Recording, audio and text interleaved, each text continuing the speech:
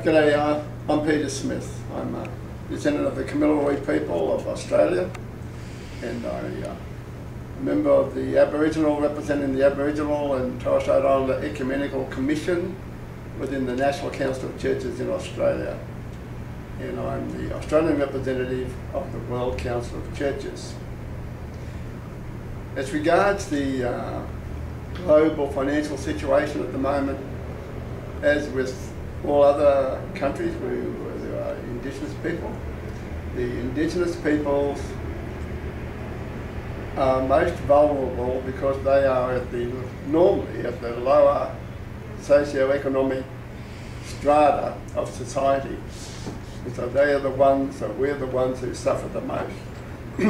However, in Australia there's been some very positive response by the government and by some of the mining companies. A lot of our people are employed by mining companies, and a lot of the mines are on traditional Aboriginal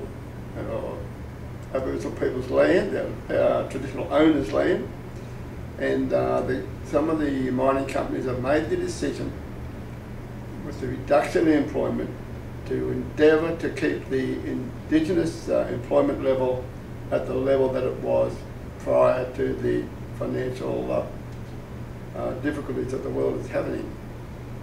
The government has also made some positive moves towards supporting the Indigenous peoples in this respect. In the last budget, the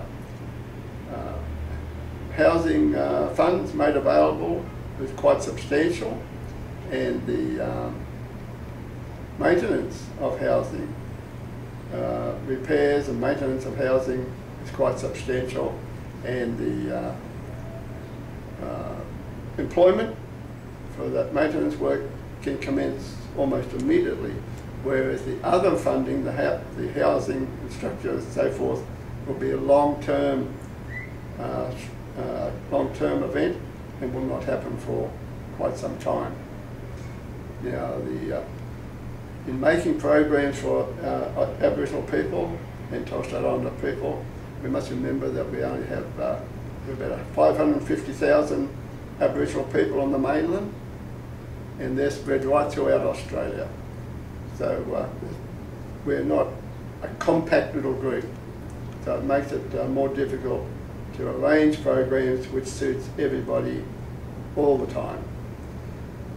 But the programs that the federal government does implement must include Aboriginal and Torres Strait Islander input.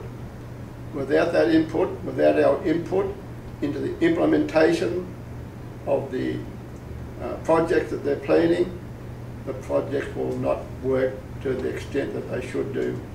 So we need to have, the government needs to ensure that Indigenous input is included in that.